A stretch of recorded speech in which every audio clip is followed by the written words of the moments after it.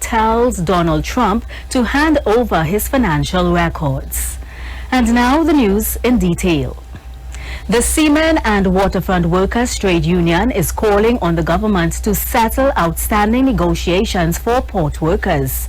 President of the union, Michael Anisette, says port workers are owed salary increases for at least 2 negotiation periods, that's 2014 to 2017 and 2017 to 2020.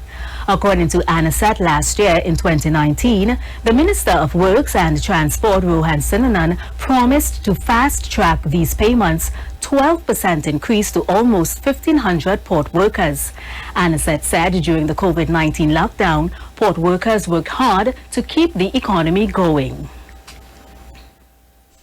Workers, frontline workers, who were there on the port, working every day, every night, every hour, exposing themselves and their families to the risks of the COVID-19 virus, who work to ensure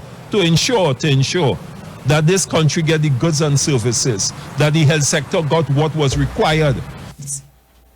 Mr. Anisette, who is also the General Secretary of the National Trade Union, NATOC, says port workers are prepared to struggle to get their just due.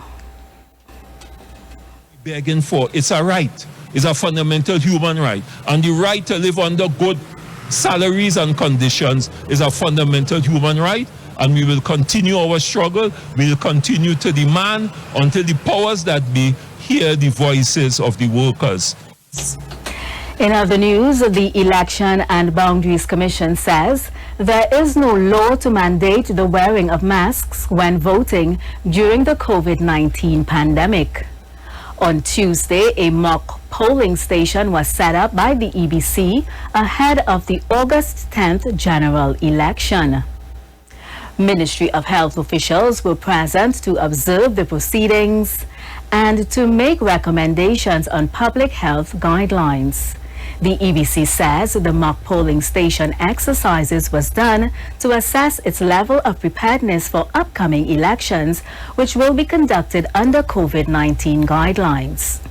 Chief Medical Officer Dr. Roshan Parasram says the Health Ministry will be sending the public health guidelines to the EBC soon. In news of crime, 2 persons, including a 14-year-old boy, were shot in Tacarigua last afternoon. Police say at about 1:30 p.m. they received reports of a shooting in Dinsley, Tacarigua. When they arrived at the scene, they found both victims with gunshot wounds. The other victim is 49-year-old, a man from St. Bob's Lavantil. Both were rushed to the Eric Williams Medical Sciences Complex in a serious condition. Finally, for international news, the U.S. Supreme Court has ruled that President Donald Trump's financial records can be examined by prosecutors in New York. In a related case, the court ruled that this information did not have to be shared with Congress. Mr. Trump is the first president since Richard Nixon in the 1970s not to have made his tax returns public.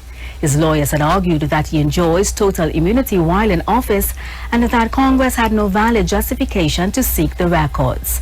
And that was the 12 o'clock news on the Street 919 FM and online at Street TV. As we go, let's recap the headlines sponsored by the Sea Champion. Port workers call on the government to settle outstanding wage negotiations. Face covering for voting not mandatory. A 14-year-old boy is shot in Tacarigua. And internationally, U.S. Supreme Court tells Donald Trump to hand over his financial records. I am Vanessa Thomas. Good afternoon. Tobago shares coronavirus strategy with Netherlands ambassador, and one man will lead a walk to commemorate July 1990. Info update. Informative. Insightful.